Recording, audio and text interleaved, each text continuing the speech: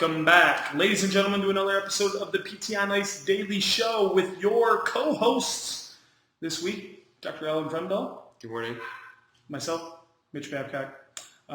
Here for Fitness Athlete Friday. Thank you for Instagram. Thank you, Facebook. We'll bounce our eyes between both.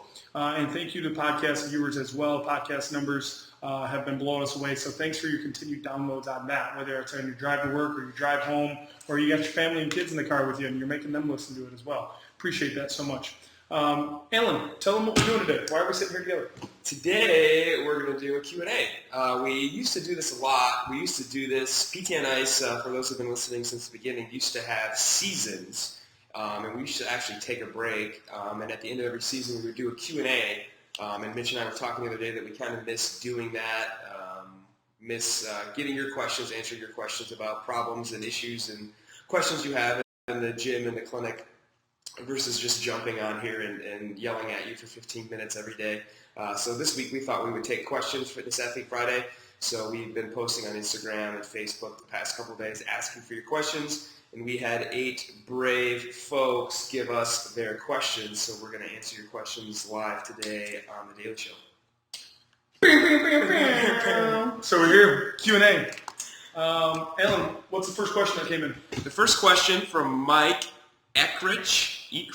Sorry, Mike. How can you get fitness athletes in your door as a physical therapist? How to get fitness athletes? I assume you mean CrossFitters, weightlifters, bodybuilders, runners, folks who are active fitness athletes. How to get them in the door as a PT?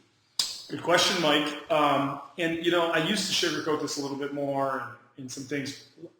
The number one thing, if you just don't want one CrossFitter fitness athlete to come in, if you want to really make this a staple of your clinical caseload, and they're really seeking you out, you have to do this. Yep. You have to do this sport, plain and simple. And it's unlike any other. Like, you can treat triathletes, runners, and not be a regular runner or triathlete yourself. I just don't find this community responds the same. Like, this community is very much so that tribal, like biker gang mentality. Like, you're in with us, and we stay with those that are in. So first and foremost, like, we used to try to beat around that. That is primarily the number one thing. Get involved in a gym. You've heard us say it before many times. Show up, sweat with the class, just work out with them for a long time, and don't mention that you're a PT. And then all of a sudden, like, the floodgates open up, and the rivers of Capistrano, they will pour into you for your help. I don't know what that means. I don't either, but it's secondarily, like, if you're really trying to, like, think from a marketing perspective, we talk a lot about seminars and coaches clinics that really work super well. If you're going to come in and do a free seminar, or maybe it's a $10 drop-in, whatever it is, but you're going to talk about strong shoulders, shoulder health, or you're going to talk about low back pain, or whatever it is that's plaguing these people, you're not going to come in and talk to them about healthy lifestyles, right? Like, don't come in and tell them that they need to be moving more and eating better, because chances are, unlike the other populations you may be working with, these folks have that part figured out. They want your help from a performance standpoint, so gear it towards performance and give them some things that are going to help them get stronger, run faster, lift heavier, type of thing. Anything you got to add to that? I'll just say that, we're not saying that you have to be the best at this, but you have to know what these movements are, know what they encompass, know what they should look like. Not saying you need to be the fittest person, but you should be like everybody else that you're trying to get in your door, practicing this stuff on a daily basis and trying to become better at it. I think there's a lot of different ways, like Mitch said, seminars and workshops, but I also think there's a lot that can be done virtually too. If you are a member of a gym's Facebook page, you can, spend 15 minutes on a Monday night talking about a topic, going live in that Facebook group, and still reach those gym members without having an hour-long workshop every day. So there's different ways to reach this population without trying to get out there one-on-one or doing long, involved workshops. Aisha says, Bubba says hi to Uncle Alan and Uncle Mitch. Part of the family now. Oh, be still my heart. All right, next question from, what do you think, Callie or Kaylee? 50-50. 50-50. We've got both of them in our gym. The handle there, kale but not salad. I like that one. As a DPT student, how can I get the most or the best experience from a clinical rotation? What do you think, Cal? I think that as a student, you should come in with goals of what you want to get out of a rotation. Maybe it's kind of a standard outpatient orthopedic rotation. You just want to get more efficient at evaluating and seeing patients.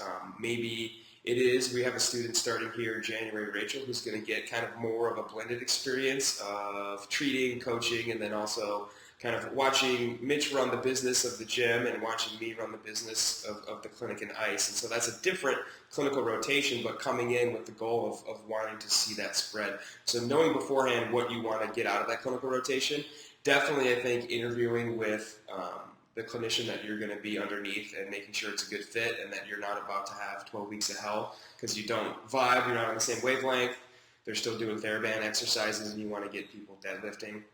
So go to the clinic, meet with who is going to be your mentor, and then ask too, is there actually mentorship involved here during the day? Am I going to show up and you just say, here's your patients, gym's coming in 15 minutes, get after it, or is there time throughout the day after every session or maybe in the afternoon or at the end of the day to kind of recap the day and kind of have a structured learning process involved versus just seeing patients and hoping to get better through osmosis, which doesn't ever happen, by the way. So structured, coming with a structure of what you want to learn and then having time throughout the day to reflect on it with your mentor. Ideally, your clinical instructor's caseload should be your caseload. I firmly believe in that you don't have your own patients and that you're at different ends of the clinic treating separately. You're seeing, kind of more and more and more independently as your clinical rotation progresses and your clinical instructor is just kind of there towards the end to guide you. Initially, you're kind of watching him or her practice and then there should be a flip where they're just watching you practice and then giving you guidance and kind of guiding you stepstone towards being an independent clinician. I think that's how it should go. That's how I always take my students and treat my students. Pretty short-winded there. Yeah. I have really nothing significant to add to all of that. I would say having a plan, being structured, but going in looking to try to pull out best practices from each rotation that you're at. And you may pull out best practices that you didn't plan on. You may have thought you were going to get manual skill development, and what you really got was exercise progression, whatever. But going in and saying there may be things here that I don't necessarily fully jive with, or maybe that I don't want to carry forward with me, but there's probably going to be some things here that I can really pull out that are best practices here, and trying to figure out what those are. Is that the evaluation process, the follow-up, the exercise progression in the clinic, how their whole staff blends together operationally? What about the clinic stood out to you really that is best practice? So look for that and try to pull that out and take good quality notes on that. Okay, moving on to the next question. John McDonald asks, how do you increase wrist extension? And here in parentheses, he said having pain with overhead squats in the front rack position. And you, my friend, are the man. How long do we have? You guys got an hour? 2 weeks? 2 weeks. You want me to answer that? Yeah, I feel like you lived it. Okay, I'm still living this life. That's true. So a couple of different things. Obviously, you've already kind of screened that you're missing wrist extension. Something else to look at is pronation, seeing that you actually have the pronation in your forearms as well. That translates a lot, not so much into overhead squat, overhead position, but definitely in the front rack position. So I don't know if you guys can see me here, but if you look at my pronation, so missing a lot on my right here compared, and then wrist extension, not so hot either. So not so much overhead position. You don't need a lot of wrist extension overhead, but definitely with front rack, you need, so that's what it should look like. But I still get it done. Different stuff to do to improve wrist extension. You can do some band and mobility, posterior distraction with a band on the bottom of the rig. I like that one. Pulling posteriorly with your palms down and then kind of rocking into extension, close chain. That helps a lot. I do a lot of ins and outs on the barbell to warm up my front rack. Just increasing load and just doing ins and outs, going from 4 to 3 to 2 to 1 fingers on the barbell just to warm up my wrists, warm up my front rack. A lot of eccentric lengthening for pronation has helped me the past couple months actually be able to get the barbell and touch my chest. I've been doing a lot of that over the past couple months. The other thing, too, is to not forget about shoulder mobility, right? Because the wrist pays the price for a lot of inadequacies in the shoulder. Yep. And whether that is in the front rack position because you don't have the external rotation to be able to get the hand outside the shoulder, so therefore you're cranking on the wrist because the hand's in tight. This pays the price. Or in the overhead squat position, you don't have the mobility to get the arm closer to the head, and therefore rather than having a neutral wrist, you've got this big radially deviated wrist out here at the edge of the barbell, right? So you're robbing Peter to pay Paul a little bit in the sense of not working on your shoulder mobility, and your wrist is paying for it. So don't neglect what you need to look at in the shoulder. And then I would just, I talked to Mitch about this a lot, especially recently. I think that, you should be a little bit uncomfortable after doing stuff with front rack and overhead. If you're lacking mobility, that's just, to me, that's the signal that my mobility is adapting. Is not sharp pain, but, ugh, I'd rather not do that again for a couple of days. It's kind of how my wrists feel after a lot of front rack and overhead work, which I think is part of the process of kind of creeping that mobility forward. So just kind of embrace the discomfort of that.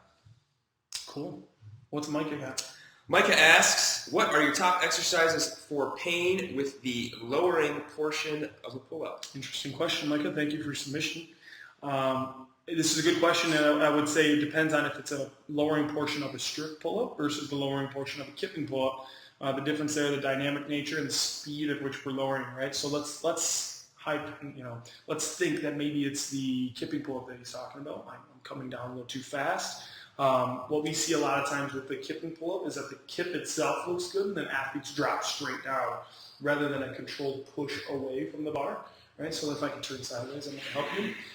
You get your chin up and over the bar, and rather than pushing away and reversing that motion in a controlled manner, they drop straight down and yank on the shoulder, right? So that's our first cue is, can we push away from the bar and keep some active tension on the shoulder rather than dropping to a dead hang position and just allowing the ligamentous soft tissue structures to pick up the strain there. If it's pain with the lowering portion of a strict pull-up, we may be dealing with some impingement type stuff, some funky shoulder blade type motion, where maybe we're dominant on one arm in our pulling pattern. We see that a lot here where athletes kind of shift over to their strong arm as they pull themselves up or down the bar. Now, eccentrics really become our number one go-to treatment for that, like the slow lowering positions. And you may need to start your eccentrics with a little band assistance help, right? Even though we're training the lowering pattern, and yes, I would love for you to do that unloaded, you may be doing those eccentrics and be doing some weird, wonky stuff with your shoulders in that position. So if I can give you a really thin, light orange or red band, and you can control that equally between left and right shoulders, we'll start there. We'll also dose in a bunch of lat accessory work, right? Banded PVC lat pull downs or pull to hips, just to activate and to get the lats themselves stronger before actually doing the pull-up itself. Anything you got? I love PVC banded pull to hips. You can get a lot of eccentric and isometric time under tension that way, a lot more gentle than being up on the bar. So that's a big go-to for me if somebody's having pain up on the bar. And then just laying somebody out, side-lying, prone, supine, making sure they have the shoulder range of motion necessary to be up on the bar doing pull-ups. We can get a lot done in side-lying for pain relief and strengthening and range of motion, again, off the bar. Cool. All right, next question comes from Lauren Dunnigan, one of our athletes here at CrossFit Fenton. Thank you for submission, Lauren. She asked a very provocative question here. PT versus chiropractor. Let's just change that and say, rather than versus, it's not, let's just comparison. Compare PT versus chiropractor, and we'll try to keep this as short as we can because we do have more questions to answer. So as succinctly as you can. I feel like I can't answer this question correctly you without can't, offending you somebody. can't win. We're trapped. Thanks, Lauren. Also a great start. Let me say this. I know a ton of really awesome chiropractors that we love to refer to, and they refer to us, some phenomenal people. We also, unfortunately, know a lot of really bad physical therapists. This is, what we're trying to avoid in our profession. So I think the sense of saying that one is better than other is not the case at all. They're just different specialties from different schools of thought. I think that's important to get out there first. And I would even throw out the titles completely and just say if you're looking for a healthcare provider, it should be somebody that's very movement-oriented, nutrition-oriented, sleep-oriented, very, I don't want to say holistic in kind of the negative connotation, but somebody that is looking for ways to get you doing the stuff you want to do without passive treatments, without medication, without surgery. Certainly, PTs and chiropractors share a lot of manual therapy skills. both capable of doing manipulation adjustment, both capable of doing passive modalities, but whatever you get on the front end to help calm your pain down should always be followed up with active movement, discussion of what you're putting in your mouth, how are you sleeping, how are you managing your stress, all the stuff we talk on here a lot. And so I would say any practitioner that is doing that with you is a great practitioner regardless of what their title is. 100%. That's probably the best way it could be summed up. Boy, I had something else I was going to say. Oh, the only thing that grinds my gears is when a profession uses fear or scare tactics to keep people coming into their clinic, right? So if you're seeing anyone and they're continuing to tell you how broken, fragile, misaligned, ready to fall apart at the seams, and that they need to continue to come see you 2 to 3 times a week for the rest of their lives so that this magical practitioner can put you back together, that really bothers me, because that does a lot of damage to people from a psychological standpoint of believing that they are so fragile that they don't want to experience what life has to offer. They don't want to go on a hike with their kids because they're feared that their back is so out of alignment. So things like that really bother me. We see that in our profession. We see that in other professions as well. So I think Alan did a really good job of summing that up of what both professions are capable of doing. And really, the big question is, who should you go see? Well, it should be someone that's prioritizing those things like Alan talked about: sleep, nutrition, movement, etc. So great question. Lauren, thank you. Let's go to another Lauren Woldridge, that says, how long have you guys been coaching? Alan, how long have you been coaching? I've been coaching officially here since April? Question mark? April? Yeah. Formally coaching. Formally coaching here since April. Coaching in the morning, early morning classes. Alan was like a default adjunct coach for a lot of months. Like, he would just like get questions like because he was available, and then we formally made him on the coaching staff. I've been coaching. I got my level 1 in 2016, September 2016, and started coaching shortly thereafter in a limited role, and then was full-time head coach here at CrossFit Fenton in October or November of 17. So. Coming up on 2 years as a full-time head coach here. So both of us have CrossFit Level 2 certification. I'm pursuing my Level 3. I've just got to book that test at some point. And all of our coaching staff at CrossFit Fitness are Level 2 as well. So we're really proud of that here. And we have a blast doing it too. I mean, it's a whole different world than treating. And really, I think therapists would be a lot better if they had a little exposure to coaching. I mean, you would be surprised at the skill set that you would pick up when you have to simplify movement to help a room full of 20 people figure it out really quickly, and you got 5 minutes to do it. So you can't get long-winded with your explanations and your activations and your biomechanics. You just got to simplify it. So it would really help a lot of PTs if they dip their toes in coaching a little bit. Next question, what do we got? We got 2 more if you'll stick with us. I know we're a couple minutes over. Ryan Dietz asks, what are your tips to improve the stability in the bottom of the snatch? Love the snatch. Big fan. Huge fan. Huge. Stability in the bottom position. So a lot of people, and we can talk about the reasons for this. Is it a midline motor control? Is it you pulled the bar so sneaking high that now it's got a big radius for it to come down and crash on top of you? So whatever the fault is, we're not going to talk about that now. Let's just talk about how do I get more stable in the bottom squat. The first thing is to overhead squat more, right? So be very, very comfortable with your overhead squat. Like, you could do it with blindfolded and on an unstable surface. Don't do that. But like, you're that comfortable with that overhead squat and you like it that much, so that when you catch a snatch down there, you know where you're going and you can go there fast. Then you start adding the speed component. So now we're talking about snatch balances. So behind the neck, dip, drive, punch, and ride it down to the bottom. And then you start adding in drop snatches where we're working on speed to the bottom, right? Dip and punch right to the bottom position of the hole. And those are some very skill-specific drills. And then you could probably tell them some other accessory-type drills, stability overhead position. If you've been to our live course, or if you're in Essentials with us right now, you've taken Essentials, you know we're a big fan of overhead instability work to create stability in the shoulder overhead. So things like if you don't have a bamboo bar which is just a fancy bar that you can hang bands and kettlebells and change plates from. Then you can use a PVC pipe and do overhead carries, double arm, single arm carries, single arm strict press, push press, single double arm overhead squat with that thing. That really kind of challenges the shoulder, the rotator cuff, the intrinsic muscles of the shoulder, which really creates the stability to control the ADP momentum when you're catching your snatch and you're riding it down into that squat at the bottom of the snatch. Great question, one that comes up a lot, and a higher level question as well. So our last question, guys, thanks for hanging out and submitting your questions as well on this Q&A. Last question is an anonymous viewer that says, what should CrossFit athletes be doing more of? What's the first thing that comes to mind here for you? Do more CrossFit. I like that. And by that, I don't mean more volume. Don't do CrossFit twice a day, but be just more consistent in coming to CrossFit. So if your gym's programming is dialed in, you're exposed to a wide variety of stuff across the week.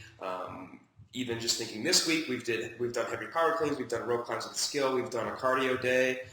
Today we're working on split jerks and running in a Metcon. So across the spectrum in a week, you should be practicing a lot of foundational stuff from gymnastics, monostructural, and weightlifting. And if you come every day, Monday through Friday, Monday through Saturday, you'll get exposed to a wide variety of stuff without needing to worry about practicing a lot of cool stuff that you see on Instagram. Rather than looking at the thing and saying, hey, I like heavy power cleans, I'm going to go Wednesday. I don't like running 400s, I'm going to skip Thursday. So being consistent and just trusting that you'll get better at everything across a long period of time by coming every day and being consistent that way. Yeah, going in the weeds a little bit more than that, I think it's context specific to every athlete, and that's why as a practitioner, coach, clinician, this hybrid model that you can really understand what the needs of an athlete are. But in general, a lot of athletes could benefit from some more focused shoulder stability work, shoulder strengthening work, and I don't mean just strict pressing more weight. I mean focusing on the rotator cuff and the stability of the shoulder a bit more. No one, and I mean no one, who is in the strength game regrets getting their midline any stronger, right? Get your back brutally strong, get your midline super robust, that you can tolerate heavy loads on your back and pick things up off the ground. Additionally, I think more CrossFit athletes are going to benefit from some more aerobic capacity type work if we're talking from a performance standpoint and from a recovery standpoint. Instead of just hammering the high intensity 7 days a week, if you can mix in 1, maybe 2 days of active recovery that looks a lot more like aerobic capacity type development, I think your body in general will thank you, your HRV will thank you, and you won't deal with as much of the soreness and the achiness as you did. So I think those are a couple ones that I say nutrition too. Yeah. We often find nutrition sleep. We often find a lot of athletes are under eating compared to what they are outputting here at the gym. When they get next door and start to work with their nutritionist, Billy, he often finds that they are basically sometimes starving themselves with how much they're under eating under 2,000 or eating at 2,000 calories a day when they're coming here every day and probably burning close to 2,500 or 3,000. So getting their nutrition dialed in, making sure they're getting enough protein, and then sleep too, making sure they're getting enough sleep. What should CrossFit athletes do more of? Sleep. They should sleep more. They should eat more if they're fueling the performance. They should work on their weaknesses more, and they should not cherry pick workouts, and they should trust the process. Thank you guys so much for your questions. This was fun. I think we'll do this again. Yeah. I don't know when, but have a look. Follow on our Instagram. It was had a blast. This Q&A was posted on our Instagram, so if you missed it and you're like, where the heck was it? Follow the Instagram. It's easy, @IcePhysio. Do that. And while you're there, you should also follow the Facebook. You should do that. And Hump Day Hustling, as always, if you want an email from us every Wednesday with some cool stuff in it. What courses we got coming up, Alan? Well, speaking of Fitness Athlete, considering it's Fitness Athlete Friday, you can catch us down in Kansas, also known as Arkansas, on July 13th and 14th. We'll be Down there north of Little Rock in Cabot? I don't know. Either way, July 13th and 14th, we'll be down there, Fitness Athlete Live. Justin will be in Iowa, Total Spine Thrust Manipulation, July 20th and 21st. Out of Network, the next cohort of Out of Network with Sarah starts in July, at the end of July. And then Extremity Management with Eric, if you've been looking to catch that course, he'll be out in Santa Barbara with our good friends at Hayashida on August 3rd and 4th. That's an exceptional clinic and even a better place to hang out. Thank you guys so much. Fitness Athlete Friday. We hope you have the best of weekends. Enjoy your summer weekend if you're having one. And we'll catch you guys back here 8:30 a.m. Monday morning. Take care, everybody. Bye, everybody.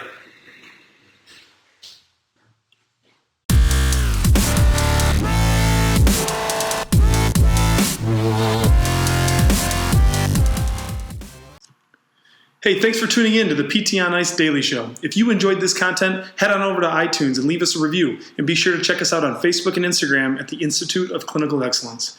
If you're interested in getting plugged into more ICE content on a weekly basis while earning CEUs from home, check out our virtual ICE online mentorship program at ptonice.com. While you're there, sign up for our Hump Day Hustling newsletter for a free email every Wednesday morning with our top 5 research articles and social media posts that we think are worth reading. Head over to ptonice.com and scroll to the bottom of the page to sign up.